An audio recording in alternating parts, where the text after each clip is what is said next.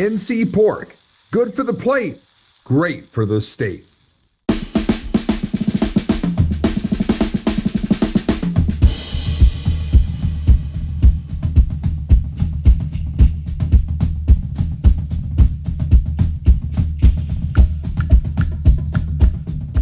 Well, last year on the court, the ACC had only 4 teams make the NCAA tournament. And before the season started, the SEC came a-calling and bought some of the top players in the Atlantic Coast Conference out of the transfer portal.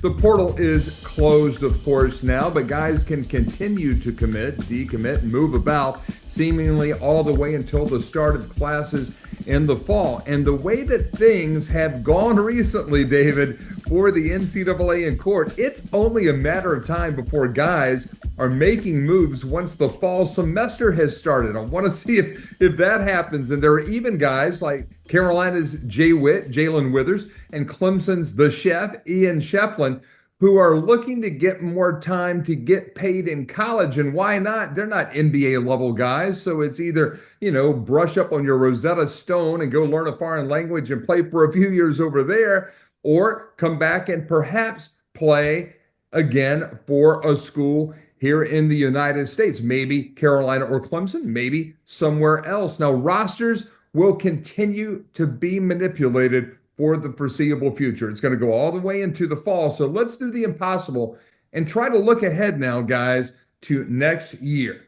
Will the Atlantic Coast Conference as a whole, next season or not, be better on the court than they were this past season? Well, there's a lot to unpack in that, because there's a cost of operation right now that's insurmountable to be better.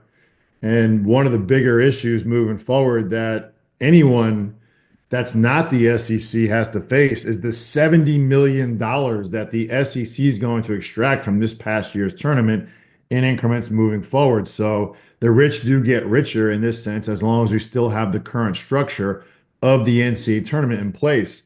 David brought up an interesting point about the viewership of this year's tournament, and it had 4 1 seeds. And in the past, we were all up in arms about 4 1 seeds going. We want the upsets. We want the Cinderellas. We want the 11 seed George Mason making a run. We want, Butler getting to the national championship, having a chance to beat the Titan Duke. Well, I think everyone's accepted that's not going to happen. And what they're saying is we're going to watch the best teams. That could lead to these top 75 teams saying, well, if that's the case, we're out. We don't care about sharing revenue with the first, 2 weekends with the Cinderellas that may or may not beat any of us.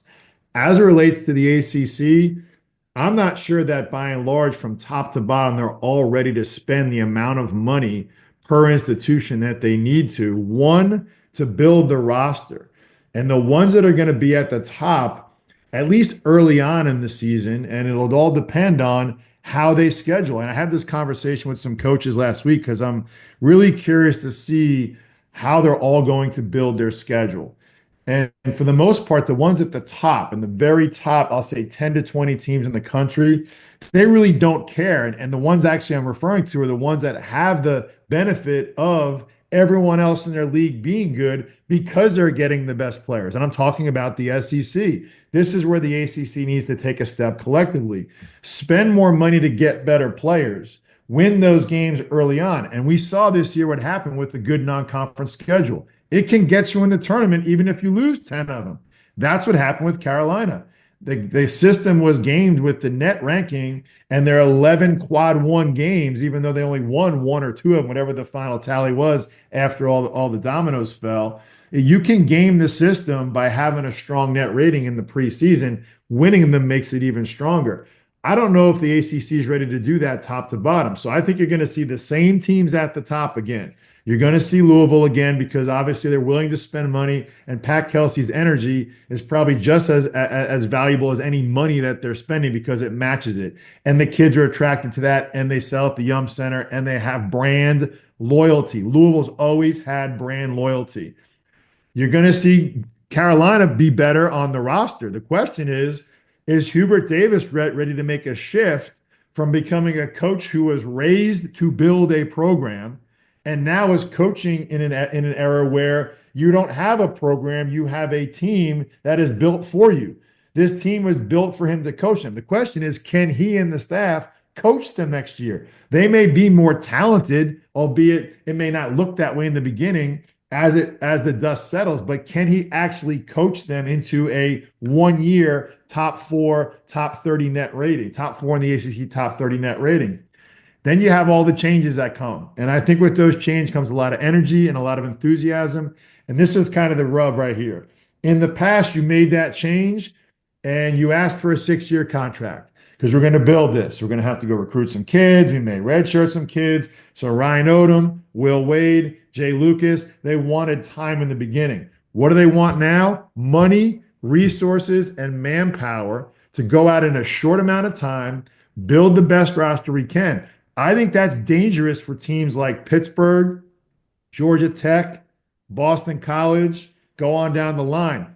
And I'm not saying they have to change all the time, but if they don't fundamentally make an effort that's going to say, hey, we're going to try to overcome this new shiny object that everyone's going to be attracted to. All the fireflies are going to be attracted. All the moths are going to go to the flames in Charlottesville and Miami and Raleigh because of those 3 aforementioned coaches. The players are going to go there. There's more money. There's more opportunity. There's a chance for us to be really good next year. You know what? Those 3 teams are probably going to be in the top half of the league next year. The question is, can Clemson, Boston College, SMU, Cal, and Stanford yet to make an impact? Can they do something to elevate without the change and the benefit of the change that Miami and NC State and Virginia went through? And then obviously the element of Carolina and Duke being Carolina and Duke, albeit 2 different levels still. Can they jump up? I don't feel that right now. I don't think we'll really know until September and October, because the other piece of this, as I referenced at the beginning, is they don't even know who they're playing yet because they don't even know who to play against yet. I remember doing scheduling. Get your schedule done by June and you're good to recruit for the summer. Maybe you had one you wanted to wait till August. You let TV slot one in and you had an MTE you had to kind of fill. Now it's a game to play because you don't even know who you're coaching against on that roster. And that's a tricky game to play if you're in the middle of the pack of the ACC. I think as much as the ACC as a whole has issues with who's going to step up and where, I would hope and think and pray on their part that they're having some really pointed conversations in their spring meetings about how to schedule properly. Because if you do that right and you're in the middle of the pack, we won't talk about 4 teams getting in. We can talk about 5, 6, and 7 if we schedule right. They need to take a step. They need to get ahead of this, in my estimation, to figure out how to get that done properly so that if there's any slip-ups, and we're talking about an 8-8, 9-9 team, we're not worried about them being on the bubble because their preseason and their pre-conference quad 1 was strong enough, and they didn't go out and lose 10 of them. But even if you split those, you'll be better off, and you have a chance to make the tournament in the end.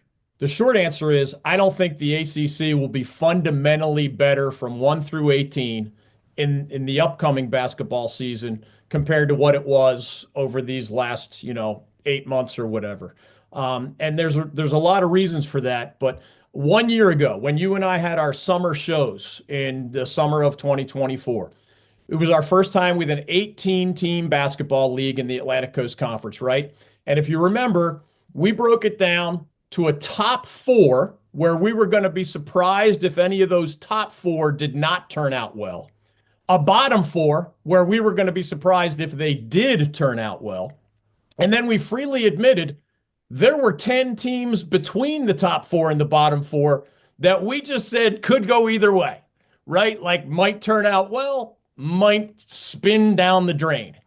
And in this particular case, looking backward, all 10 of those middle teams that we said could go either way failed to make the NCAA tournament. All 10.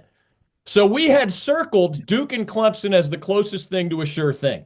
Well, they ended up first and second in the ACC. We had circled Louisville and Carolina as not a sure thing, but we were very optimistic even about the Cardinals, who had to completely overturn their roster. First year, Pat Kelsey, we were a little ahead of the curve on that. We had the Cardinals way up there in our preseason power rankings. They end up finishing tied for second place. And Carolina, of course, scurried and made things crazy, but they did make the NCAA tournament. So our preseason top 4 all ended up in the big dance. Our preseason bottom 4, and if you remember, it was Boston College, Cal, Virginia Tech, And then after Tony Bennett stepped away and some guys chose not to play for the Cavaliers because of that very late coaching change, we included the Cavaliers. Those bottom four all ended up in the bottom half of the standings. Where we miscalculated, if we did, again, we got the bottom four right and the top four right. Nobody in the middle 10 evolved into something special. I personally thought Pitt had a chance. They faltered late. I personally thought Wake Forest had a chance. As usual, they ended up on the bubble and on the wrong side of the bubble. I would actually outline next year's ACC the same way. A top four, a bottom four, and 10 that could go either way. And in this particular case, to me, the top four, actually, top two this time instead of Duke and Clemson, I'll have it Louisville and Duke. The next two, to me, would be Carolina and Clemson. So, again, as Coach said, the teams we're most confident in heading into next year are actually, in my opinion, the same four that we had the most confidence in going into last year. The bottom four to me has changed a little bit, but I don't see BC being good again. I don't see Cal being good again. I don't see Virginia Tech being good again. BC and Virginia Tech are two schools that are losing the name, image, likeness battle. And when you just keep losing starting caliber players to those raiding, the poachers from the SEC and elsewhere, I don't care how good a coach you are. Like, you just can't keep reinventing yourself. Who else will join them down low? I'm not really sure. I don't love the Stanford roster that I see right now. But back to the theme, there's 10 schools in the middle that could go either way. And some of the new coaches are still building. Like, we don't have a full snapshot of Jay Lucas's first team at Miami. But if he keeps adding the way he's been adding, that could be another NCAA tournament team. We don't have a full snapshot of Will Wade's first team at State. That could be an NCAA tournament caliber team. We don't have a full snapshot of Ryan Odom's first team at UVA. I'm not quite as optimistic about Luke Lauk's first team at Florida State. So there's plenty of dominoes that still have to fall out of the transfer portal. We try to remind folks you did have to put your name in the portal by April 22nd, but that doesn't mean you have to pick a school by that deadline. That can go all the way into the summer. So we reserve the right to change our mind, but the starting point is top to bottom. I see no reason the ACC is going to be fundamentally better. And I don't know if we'll have a chance to elaborate on this on today's show, but just as there was that theme last year where the SEC rated the ACC for proven starting caliber players, and there was Miles Kelly of Georgia Tech helping Auburn to the Final Four, and there was Andrew Carr of Wake Forest helping Kentucky have a really good season, and there was Sean Padula of Virginia Tech helping Ole Miss not only make the NCAA tournament, but send the Tar Heels home in that head-to-head contest in the Big Dance. Guess what? It's happening again, and there are way more examples of ACC starters being signed by SEC schools, way more examples than there are the SEC starter who is signed by an ACC school in the transfer portal. Pitt's best player, Jalen Lowe, is now at Kentucky, right? Like, that hurts, not just a little, that hurts a lot. And there are other examples. Notre Dame's best big man, Tay Davis, is going to play for Oklahoma instead. Miami's veteran point guard, Nigel Pack, is going to play for Oklahoma instead. Florida State's best big man, Malik Ewan, is going to play for Arkansas instead. Boston College's power forward, Elijah Strong, is going to play for South Carolina instead. Like, that's a painful theme, and I didn't think it was going to be repeated. But so far, it has been repeated, and that is not good news for the ACC, although I won't be surprised if the league does get more than the 4 NCAA tournament bids next year, 1 through 18. I just don't think it's going to be significantly better. Michael Berard, Managing Director Investments with the Founders Group at Stifel, works with a select group of high net worth individuals and institutions to develop and implement investment plans tailored to their specific objectives and risk tolerances. If you are interested in highly personalized, well-researched guidance and outstanding personal service, you can contact Michael at 984-364-2002. That's 984-364-2002. Stiefel Nicholas and Company Incorporated, member SIPC and NYSE. I am a better person and a more effective business owner for having known and learned from Emily Parks over many years now. Emily's company, Organize for Success, helps multi-passionate business owners and executives bring harmony to all the layers of their lives, from work to side projects, from friends and family to hobbies, community, and beyond. With Emily's help, you too can make every minute matter. She helps you determine what earns your time and how to efficiently accomplish what matters. One of the many things I love about Emily is that she does not impose her will on her clients. She listens to them. That way she can better help them cultivate the lives they want to live. You can set up a complimentary call with Emily today by visiting organizeforsuccess.com. NC Pork, raising the bacon, raising the bar.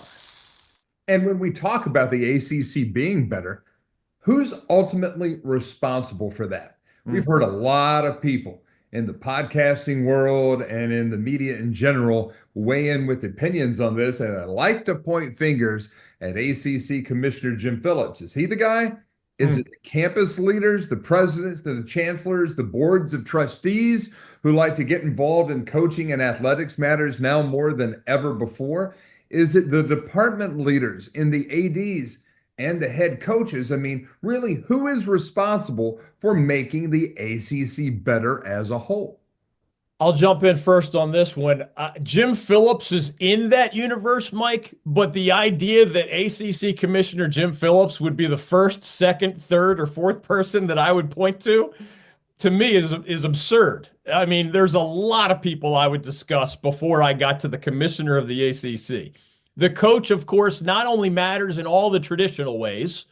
You got to build an intelligently constructed roster. You got to coach them up. You got to maintain, observe, and cultivate a positive chemistry in the locker room.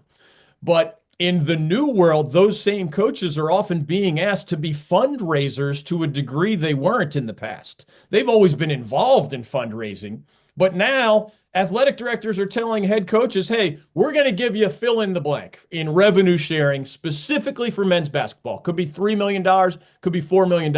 You as the head coach need to cultivate your buddies out there who own companies and funnel that third party name image likeness money, so that if you want an $8 million budget to build your roster, you're going to get half of that from internal revenue sharing, and you're going to have to raise half of that on your own. That's a different job description. That's an expanded job description for a head coach. But those other people you mentioned, Mike, also matter, right? The athletic director has to set the tone.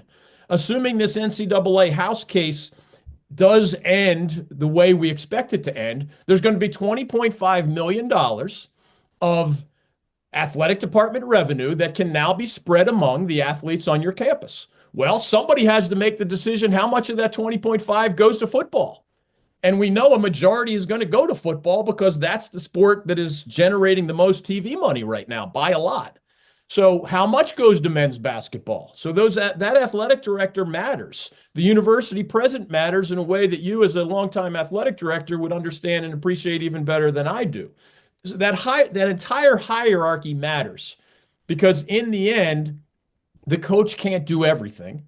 The commissioner can make recommendations, but not a whole lot more than that. Maybe they can try to help you see trends and themes, before it's too late. But man, the coach is in an incredibly central position, but the coach needs help.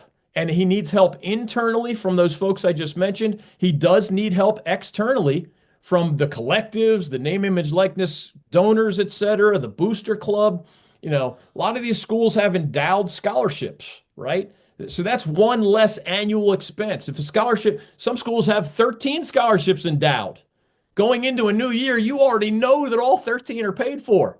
That's an incredible benefit, and it alleviates some of the pressure, which is only rising in this new world in ways we're not even sure how. We don't know how this stuff is going to be paid for, and they don't either. And we don't know how long the wild west rules that are currently in place are going to stay in place, or whether Congress is going to swoop in with a framework or an antitrust exemption, or or, there's collective bargaining coming down the pike. I don't mean this year, but in the next few years. All that remains somewhat unpredictable. But in the interim, the answer to your question still, to me, head coach, that support staff matters, right? Like if you're not identifying transfer portal guys way before the season ends, you've missed the boat. It's too late. So all that stuff matters, and a lot of stuff beyond, building a good team in practice, which was the old, recruiting well and then building a good team in practice. That was the old way. Now, man, it is way more complicated, and there are a whole bunch of spokes in that wheel. If you think it's complicated at the ACC level, what we call the Big Four, Wake Forest, North Carolina, NC State, and Duke, how do you think you feel if you're running a program at UNC Wilmington or High Point or Appalachian State? Because I can tell you right now, I know for a fact, I've talked to the folks on one of these campuses, and one of these schools that I just mentioned had a player that made $210,000 this past year as a player. This was not a first team All-American or anything like that, even at that level, the mid-major level. When the school was talking to him in preparations for this offseason, they doubled that salary to $420 and then doubled it again to $800,000, approximately doubled it again to $800,000. That was more than the entire program spent last year in terms of salaries for their men's basketball program. Did that player remain loyal despite getting what was almost a $600,000 raise? No, he did not. He is playing now in the Big 12 and making over $1 million a year. And this is not even what you would call a difference maker player. Now, he has some unique attributes, but this is not a game-changing type guy. I can't imagine. And Kerry, you've worked with Dustin Kearns before. He was one of your GAs at Tennessee when you were on Buzz Peterson's staff. I can't imagine what Dustin is having to do, what Takeo Siddle is having to do at UNC Wilmington, what the new head coach at High Point is having to do, or even the coach at Davidson, where you would think that they would have a lot of money. What these guys are having to do to put together a roster of any type of balance, or again, I use those words, sustainability, viability, and marketability. I don't know how you look at that stuff. And I spent 38 years in different parts of college athletics.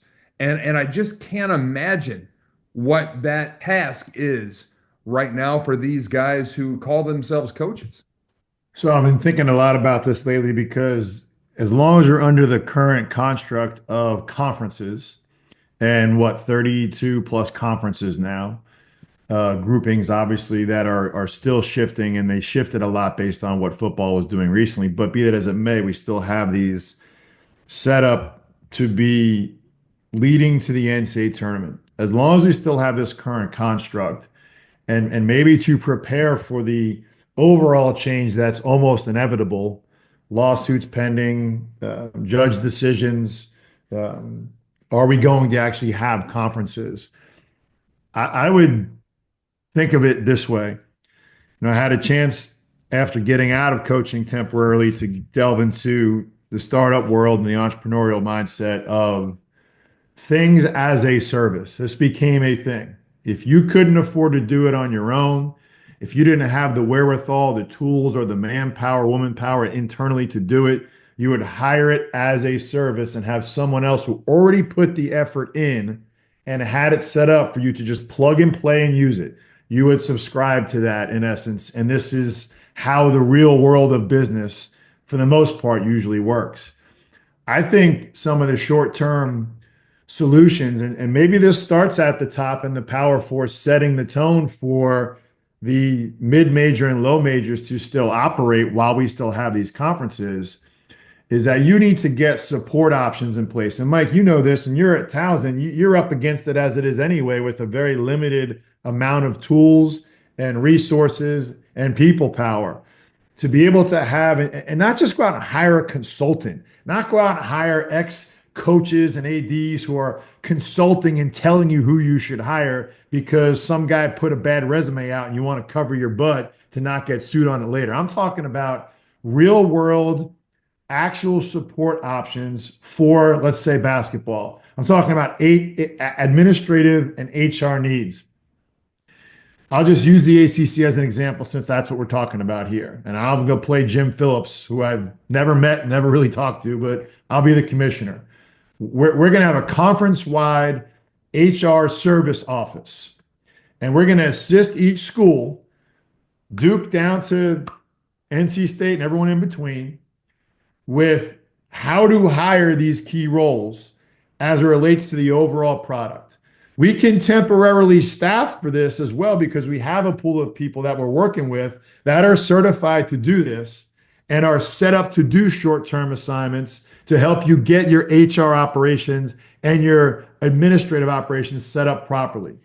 We can plug in some gaps. We can help fast track some of your NIL management. Like, I'm going to some of these schools, and some of the ADs that are hiring NIL managers, these are people that were working in the ticket office and we're doing equipment operations, and they have relationships with third parties. So, oh yeah, they'll be able to hire. No, they can't handle it. And it's not an indictment against them as a person. They're just not administratively set up. So they're like, well, I guess that's my job and I need the job and I'll try to do it. They don't have a clue how to do this properly. It is complete failure set up. They're set up to fail in every sense of the word.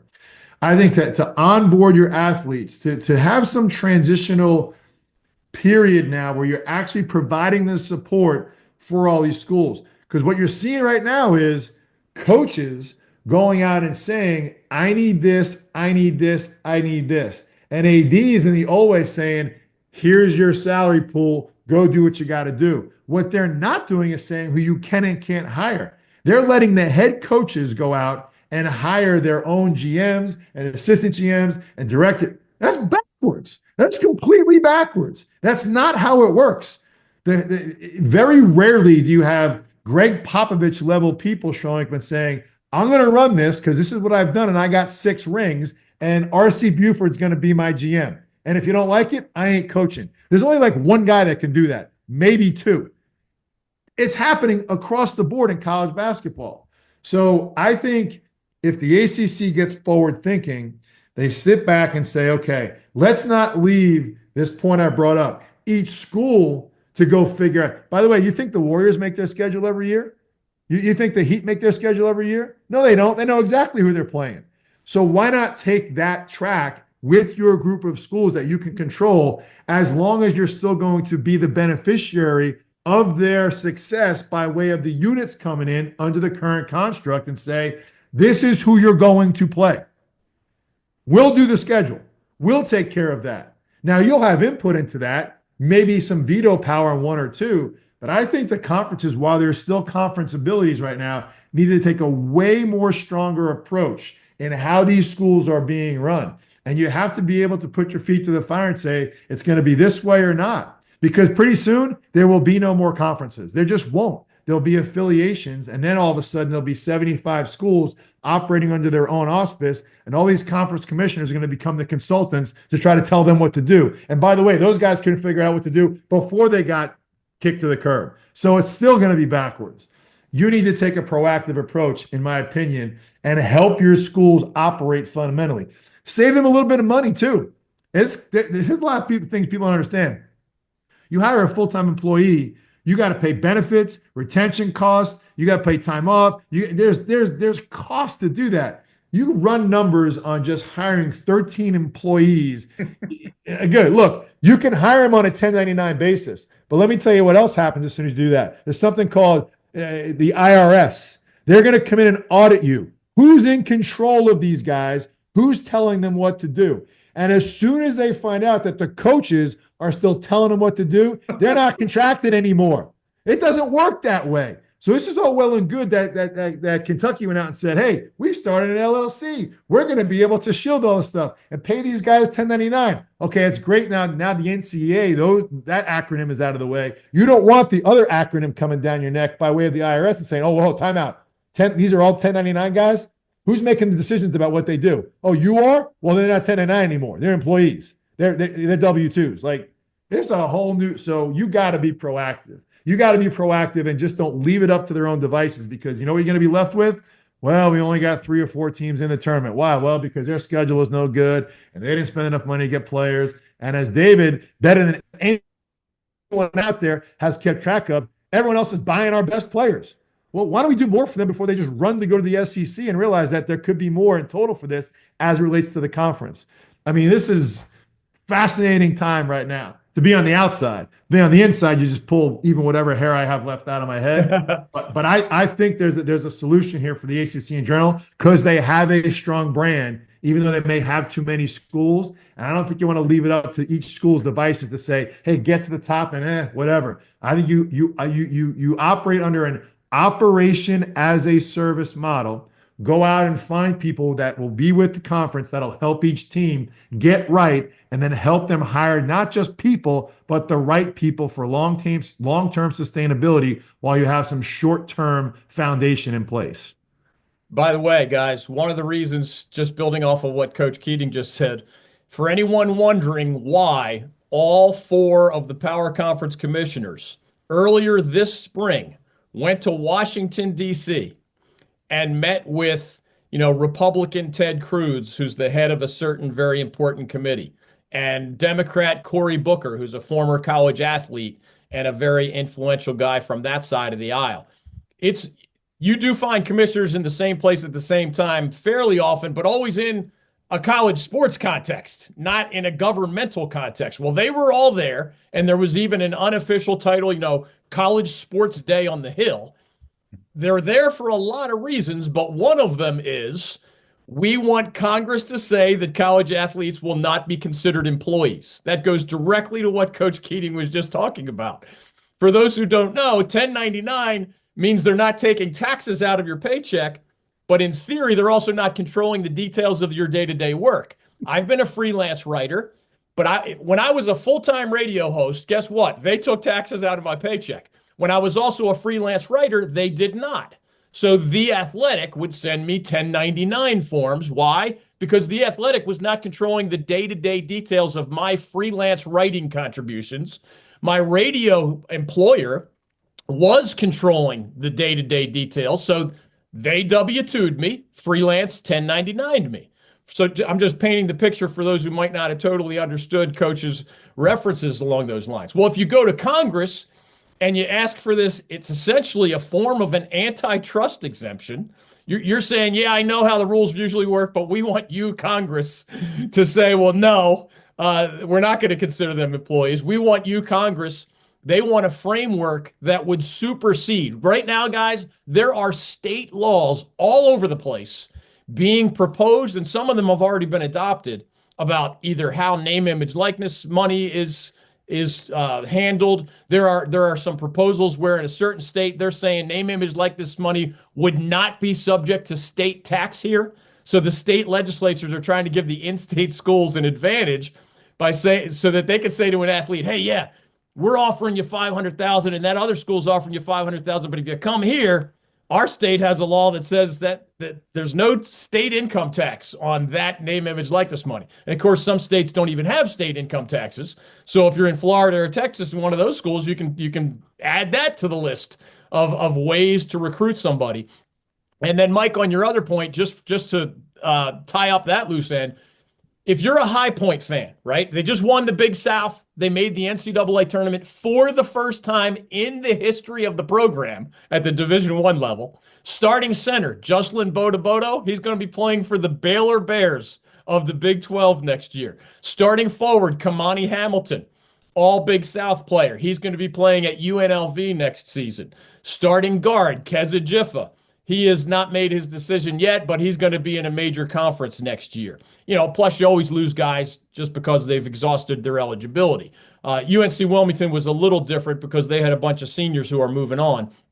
But all the good teams in our state at that mid-major and lower level have lost guys. I mean, you want to talk about poaching. It's just brutal at that level. The good news for the Seahawks and the High Point Panthers is they're probably the two schools in state that have also done the best job of rating other mid-major schools and low majors for their best players. So there is a trickle-down effect, and I think High Point and UNC Wilmington obviously both participants in the NCAA tournament here in 2025. I think they both have a good shot at being, at least among the top contenders in their own leagues this coming season as well, because of how quickly they've been able to rebuild.